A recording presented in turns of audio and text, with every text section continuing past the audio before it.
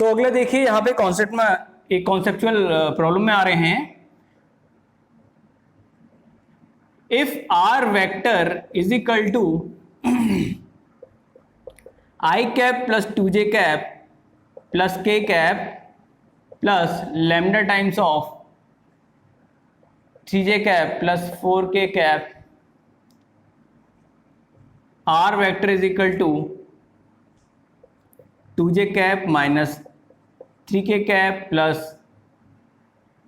Beta times of I cap minus j cap. Find the vector form equation of a line which passes through a point 2, 3,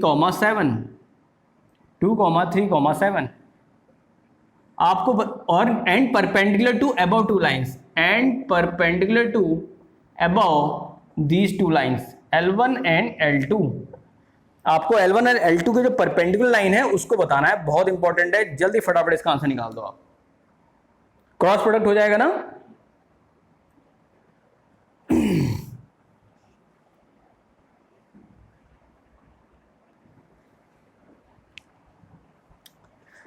तो अगर हम इन्हें standard equation से compare करते हैं, ये आपका B1 वेक्टर हो गया, जो इसे थोड़ी देर पहले मैंने बताया B1 वेक्टर, और ये आपका C1 वेक्टर। तो बताइए B1 वेक्टर आपका कितना हो जाएगा 3j कैप। अब देखिए यहाँ पे I कंपोनेंट नहीं है तो मैं 0 I कैप लिख लूंगा इसको, और इसको 3j कैप लिख लूंगा, और ये आपका 4k कैप हो जाएगा। और यहाँ पे C1 वेक्टर की वैल्यू आ जाएगी I cap minus j cap plus 0k cap. अब आप मेरे को बताइए C1 क्रॉस B1 की वैल्यू कितनी आई आपकी, तो आपको माइनस साइन लेना, चलो कोई बात नहीं है, इसके रिस्पेक्ट में निकालना है। हाँ चलो उसको बता दो। हाँ कितना आया 4i cap plus 4j cap minus 3k cap. समझ में आ गई बात। अब मेरे को बताइए इक्वेशन इसको हम पोजीशन वेक्टर के टर्म में निकाल सकते हैं, तो बताओ आपका कितना वैल्यू आ जाएगी। 3D लाइन की इक्वेशन क्या जनरेट होगी, हाँ 2i cap plus 3j cap plus 7k cap. जिन स्टूडेंट्स को आपका क्रॉस निकालना नहीं आता है वो बता देंगे मेरे को, तो डेफिनेटली मैं क्रॉस निकालना भी समझा दूंगा। तो फिलहाल आप क्रैश कोर्स की तैयारी कर रहे हैं एनडीए की और किसी भी कॉम्पिटिटिव एग्जामिनेशन की, तो आई होप कि आपको चीज़ें आनी चाहिए पहले से। तो यहाँ पे हम लिख लेंगे म्यू टाइम्स ऑफ, ये आपका आ जाएगा 4i cap plus 4j cap minus 3k cap. This is the required 3D line equation. ठीक है, अगला कॉन्सेप्ट में आ रहे हैं हम यहाँ पे इंटरसेक्शन ऑफ टू लाइंस। अगर दो लाइंस का इंटरसेक्शन हो तो कैसे हम उसका पॉइंट ऑफ इंटरसेक्शन निकालते हैं। तो नेक्स्ट कॉन्सेप्ट हमारा है कि किसी भी लाइन का आप इंटरसेक्शन कैसे निकाल सकते हैं। आप फोन लेके आएंगे, फोन लेके आएंगे, अच्छा बैग में। तो देखिए यहां पे कितना हो जाएगा आपका, अगर आपको यहां पे इक्वेशन दे रखी है सपोज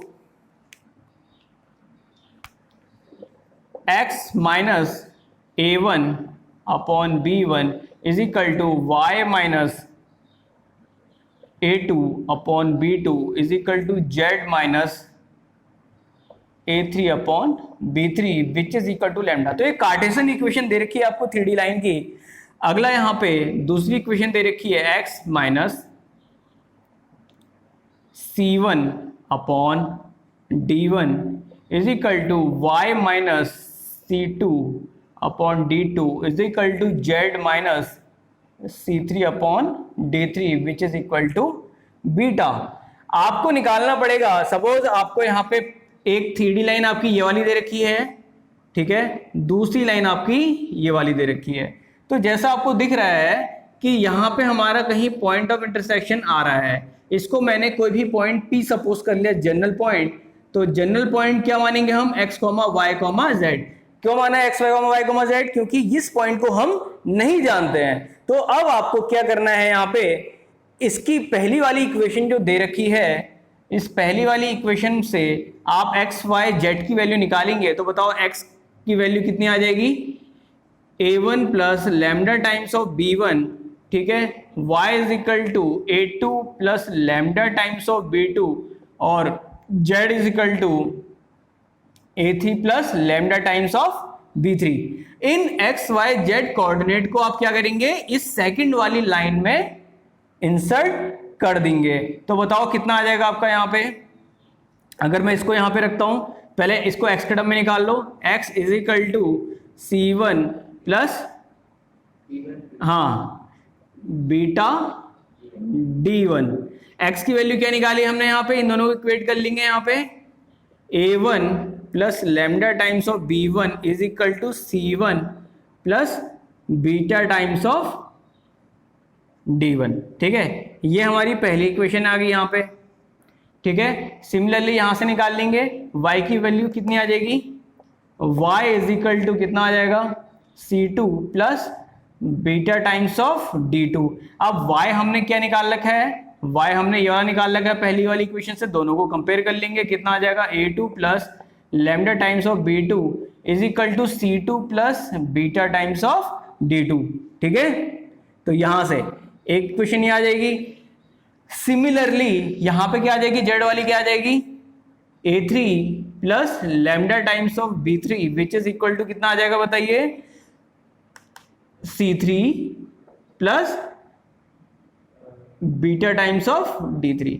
तो यहां पे आपका तीन इक्वेशंस निकल के आ गई हैं। अब आप क्या करेंगे, इनको इक्वेट करेंगे और लैम्डा और बीटा की कोई सी भी दो इक्वेशन ले लेंगे, या तो इसको ले लीजिए या तो इसको ले लीजिए, किसी भी दो। आप जानते हैं यहाँ पे वेरिएबल क्या है बताइए, एक लैम्डा है, दूसरा क्या है बीटा, दो वेरिएबल है। तो दो वेरिएबल, तो हाउ मेनी रिक्वायर्ड इक्वेशंस, कितनी रिक्वायर्ड इक्वेशन चाहिए इनको सॉल्व करने के लिए, दो, ठीक है। तो नंबर ऑफ जितनी आपकी यहाँ पे वेरिएबल्स होते हैं उतनी रिक्वायर्ड इक्वेशंस बनती है। तो आपको फिलहाल एक एक्स्ट्रा इक्वेशन है उसको हटा देंगे, कोई सी भी दो ले लेंगे जो आपको इजी लगे, उनको सॉल्व करके लैम्डा बीटा की वैल्यू निकाल लेंगे।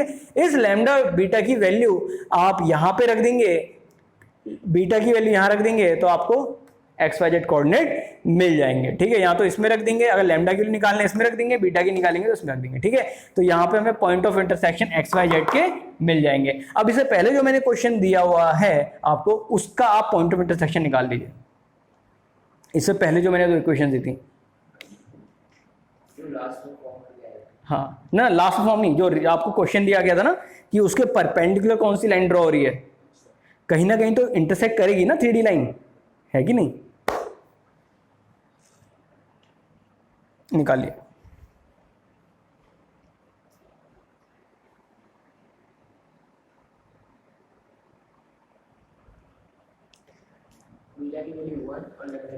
सही हो गया। लैम्डा और बीटा की वैल्यू किस, जहां पे बीटा दे रखा होगा बीटा में रख के एक्स वाई जेड निकाल सकते हैं। लैम्डा अगर आपने रखना है तो पहली वाली इक्वेशन में। तो एक आप क्वेश्चन आप यहां पर होमवर्क में लिख लेंगे, x minus 1/4 is equal to y minus 3/-1।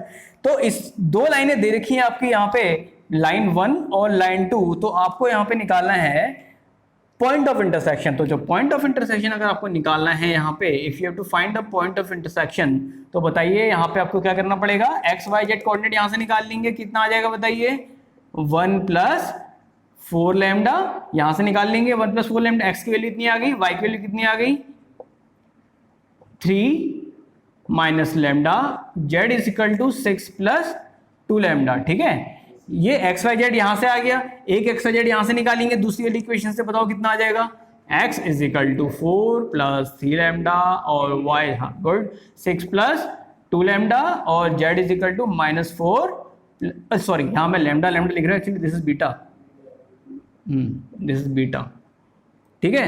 ये आपका आ गया। अब इन दो कोऑर्डिनेट्स को कंपेयर कर लेंगे, एक्स एक्स कोऑर्डिनेट को कंपेयर करेंगे, कितना आ जाएगा, 1 + 4 lambda is equal to 4 + 3 beta,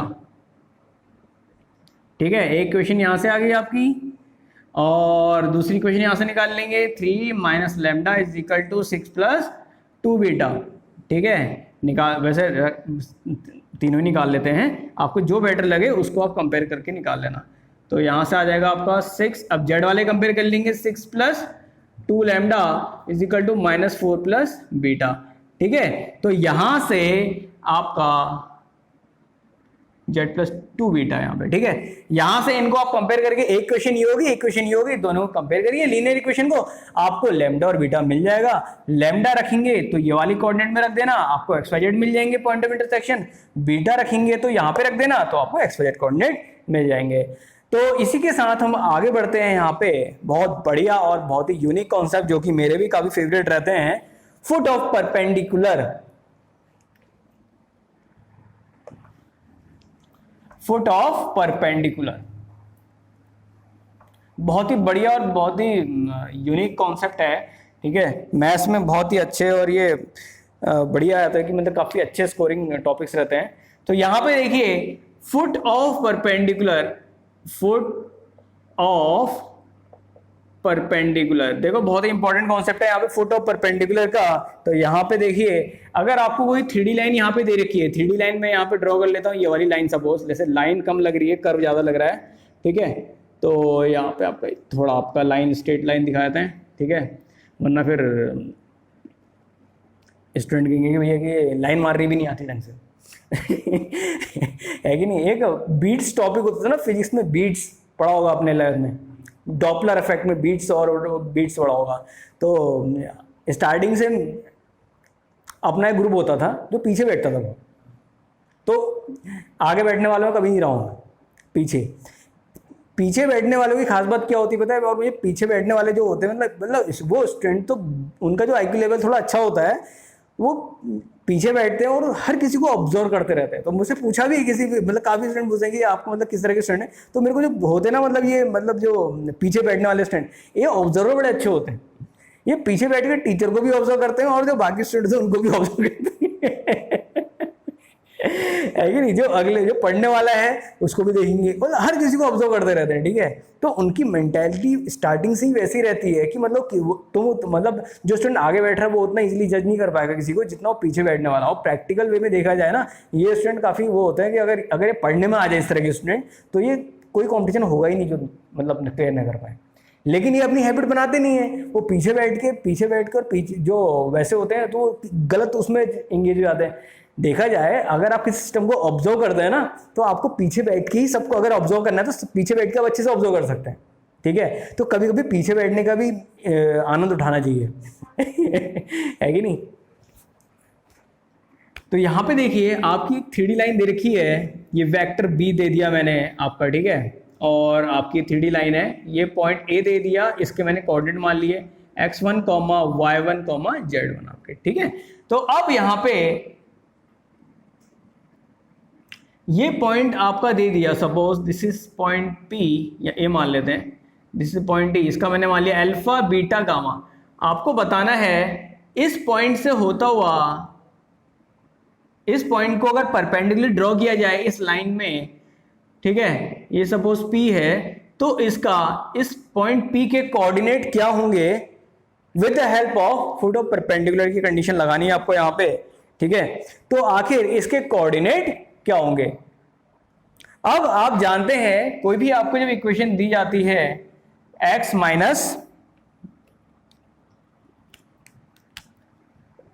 x1 upon b1 is equal to y minus y1 upon b2 is equal to z minus z1 upon b3 is equal to lambda. अब यहां पे ये point known नहीं है, लेकिन जो ये पॉइंट है लाइन के हर एक किसी जगह में एग्जिस्ट तो करेगा ही, क्योंकि वेरिएबल पॉइंट है ये पॉइंट, तो हर किसी मतलब जो लाइन दे रखी है हर एक जगह में एग्जिस्ट करेगा, वेरिएबल पॉइंट है। तो क्या इस वेरिएबल पॉइंट को निकाला जा सकता है? ऑब्वियसली निकाला जा सकता है। यहां से निकाल लीजिए, कितना हो जाएगा, x is equal to lambda b1 plus x1, और यहां से कितना आ जाएगा, y इज इक्वल टू कितना आ जाएगा बताइए, lambda b2 plus y1, z is equal to lambda b3 plus z1। ये बात समझ में आ गई आपके अच्छे से। अब आप क्या करेंगे, जनरल पॉइंट ये कौन किसके कोऑर्डिनेट आ गए, p के, किसके कोऑर्डिनेट आ गए, p के कोऑर्डिनेट आ गए। अब आप क्या करेंगे, क्या आप AP के dr निकाल सकते हैं, AP के dr निकाल सकते हैं? तो बताओ कितना आ जाएगा यहाँ पे, AP वेक्टर फॉर्म में सजा लेते हैं dr को। हाँ, इसका x1 plus lambda b1 minus alpha. ये लाइट भी धोखा देगी, इसको यहां से आप खोल दीजिए, वाले ये दरवाजा खोल।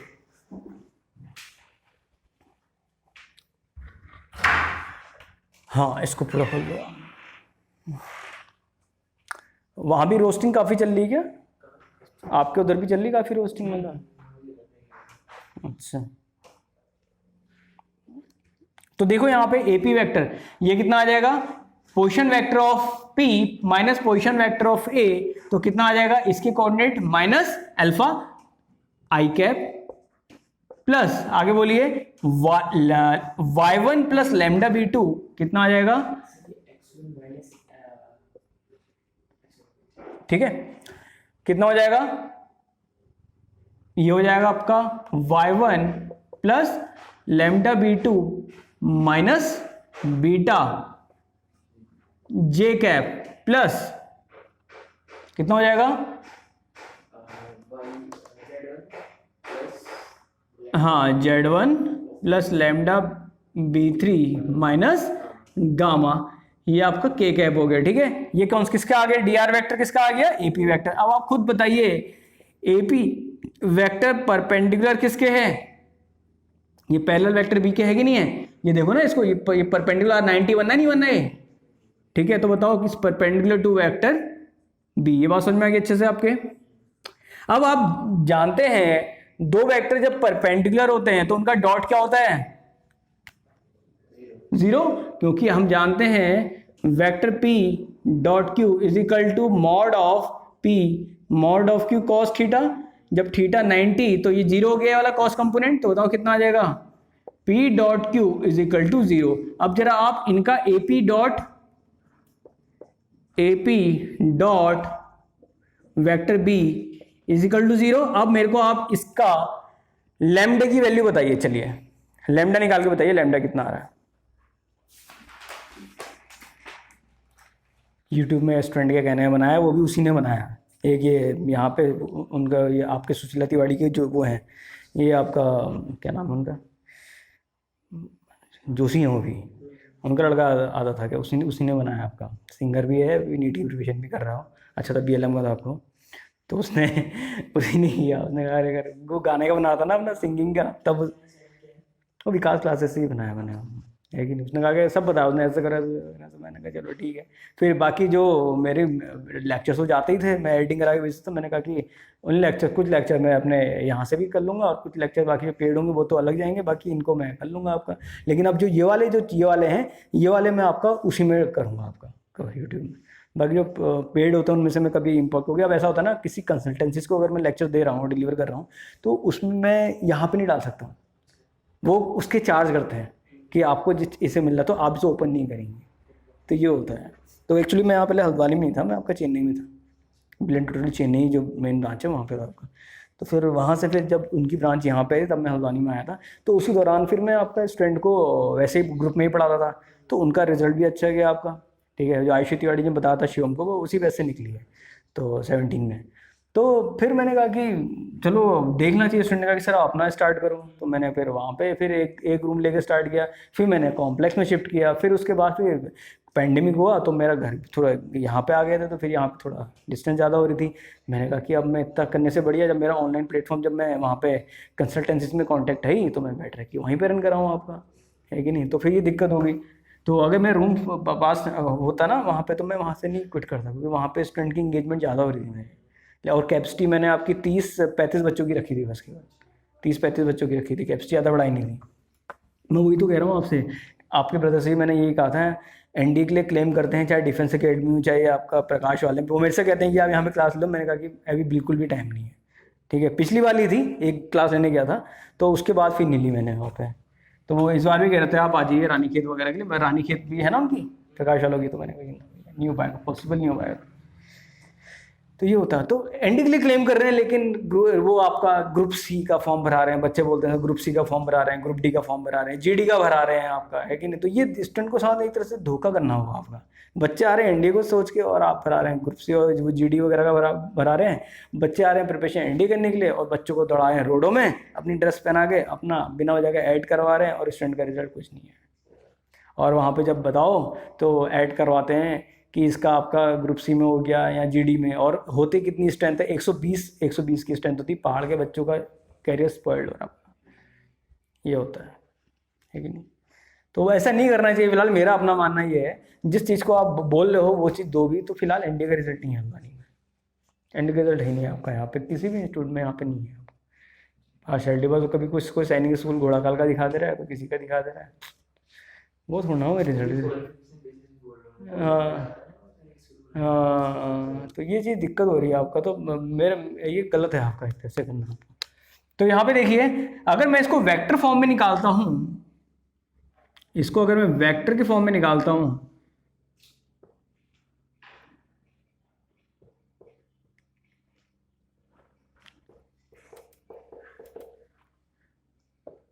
वेक्टर फॉर्म इक्वेशन भी पूछ सकता है आपसे, बहुत इंपॉर्टेंट है। सीधे आपसे पूछेगा नहीं, वो पूछेगा ही नहीं, सीधे वेक्टर फॉर्म इक्वेशन पूछेगा, अल्फा बीटा गामा।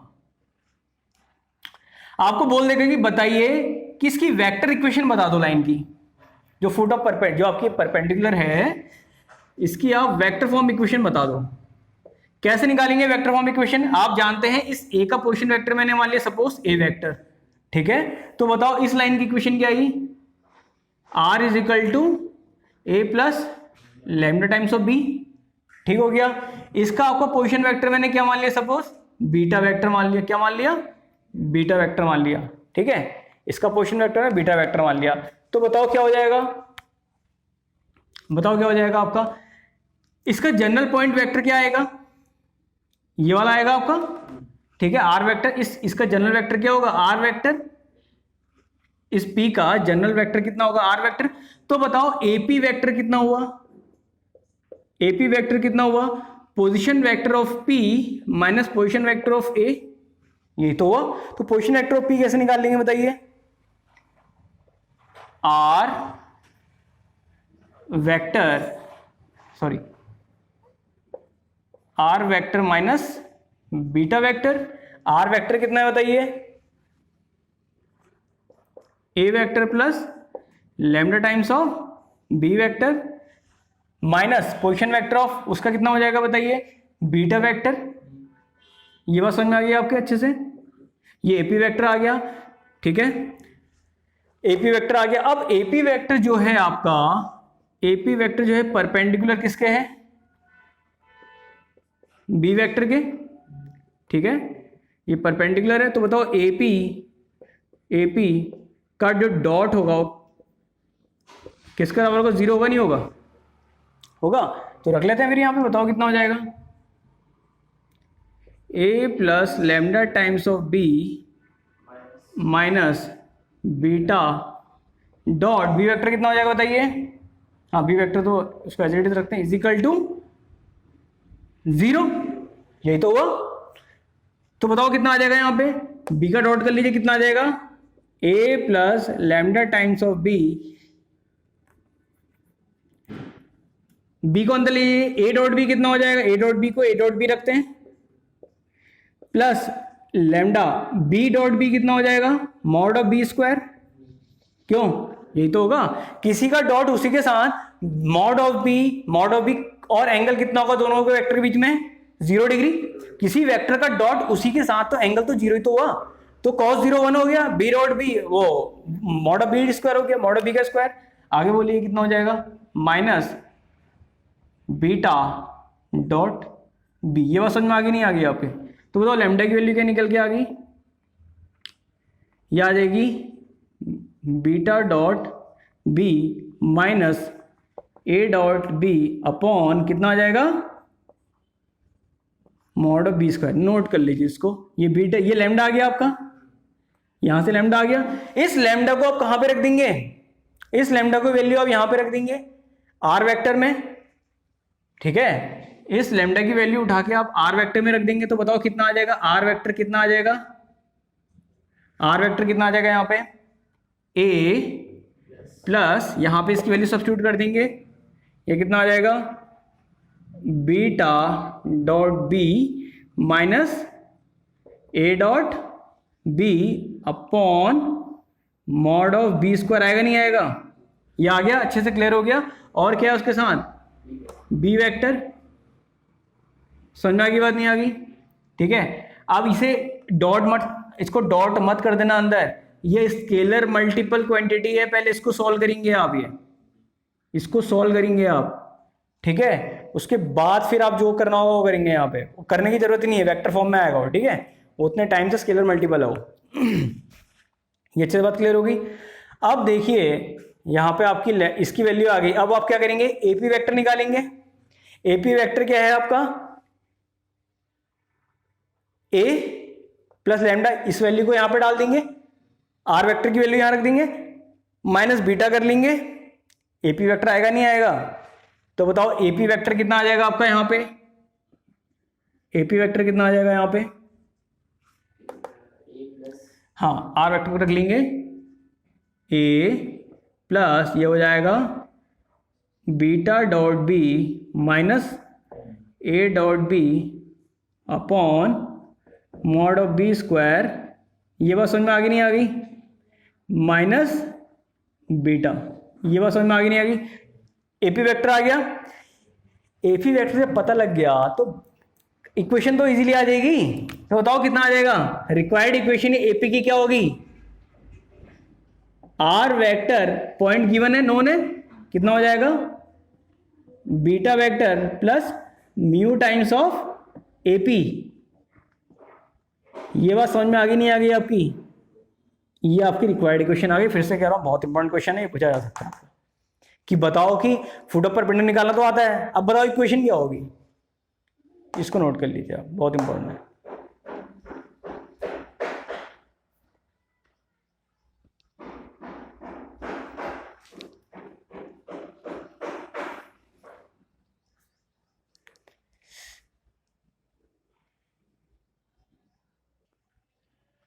बाकी डॉक्टर पंथ हैं आपका यहाँ, हार्ट कार्डियोलॉजिस्ट, उनकी लड़की नहीं पढ़ा हुआ है, तो उसने बच्चा हो गया। डॉक्टर लोनी है यहाँ पे होम्योपैथिक का, डॉक्टर नहीं पढ़ा। डॉक्टर नीलांबर के वहाँ जो उसमें साथ थे आपका डॉक्टर निगम, जो सर्जन है आपके, उनके लड़के नहीं पढ़ा, वो भी कनाडा में है, क्योंकि उसका मेडिकल लाइन में इंटरेस्ट नहीं था, उसने निकाला ये सेट के लिए प्रिपरेशन की थी। स्कॉलस्टिक एप्टीट्यूड टेस्ट होता है, फॉरेन यूनिवर्सिटीज़ में के एंट्री के लिए होता है आपको, उसमें टेक्निकल अच्छे कोर्सेज के लिए होता है। तो स्टूडेंट कितने, वही तो कह रहा हूँ, कितने स्टूडेंट को पता ही नहीं है। तो मेरा यूट्यूब में आने का, किसके, देखो अभी आएंगे, CUT का तो अभी होने वाला है, CUT का तो होने वाला है अभी, उसके लिए भी आपका मैंने वो बताया था आपका, एक तो अपने सब्जेक्ट स्ट्रॉन्ग करो, बाकी आपका एप्टी क्वांट है उसका, उसके लिए भी क्वेरी थी। मैंने कहा कि फिर वो ये हैं 50 यूनिवर्सिटीज़ हैं, हाँ, तो उसमें भी CUT के थ्रू ही होगा, कॉमन एंट्रेंस टेस्ट कर दिया ना, तो उसमें आपका मेरिट बेस नहीं, वो तुम भरोगे, तुम्हारी प्रायोरिटी एक तो तुम्हारी रिटर्न पे जा रही है, ठीक है, रिटर्न के बेसिस में जो आपका NT का जो स्कोर कार्ड है उसके बेसिस में होगा, और वो स्कोर कार्ड मेरे ख्याल से 2 साल वैलिड है आपका, 2 ईयर वैलिडेशन उसका, लेकिन अगले साल तक का वेट नहीं करना, जो भी है इसी बार वो कर दो। आपका कितने एक्सपेक्टेड है आपकी परसेंटेज? अच्छा, तो अच्छे कॉलेजेस तो मान के चलिए आप कम से कम 98-99 जानी है आपकी। प्रोफाइल बनाने वही था मेरी इंस्टाग्राम प्रोफाइल बनाने वही था मेरे जगह सर इसमें बनाओ सर आप, इसमें विकास क्लास नाम से उसमें बनाई मेरी आप। तो फिलहाल एक चीज़ को लेके चलो ऐसी, ठीक है, जब टाइम है तो एक चीज़ को लेके चलो, अब फोड़ दो वहाँ पे जाके भाई, ठीक है। तो वो कह रहा हूँ मैं आपसे, रात को कितने सोते हो, कितने सोते रात को? बड़ी जल्दी सो जाता हूँ। कितने बजे उठता हूँ? 4 बजे। 4 बजे उठ के क्या करता हूँ? उसमें आपका हिस्ट्री, हाँ, तो उसको अच्छे से कवर करो, ठीक है, और इवेंट जितने भी हैं आपका वो अच्छे से कर लो। आपका ये मिडेवल अच्छे से कवर कर लेना, है कि नहीं। फुट ऑफ परपेंडिकुलर की बात आता है आपका, वो निकाल लोगे, फुट ऑफ परपेंडिकुलर अच्छे से कवर हो जाएगा ना। तो एक क्वेश्चन आप यहाँ पर होमवर्क में लिख लेंगे, find the foot of perpendicular for, आपको एक वेक्टर आपको दे रखा है, एक गिवन लाइन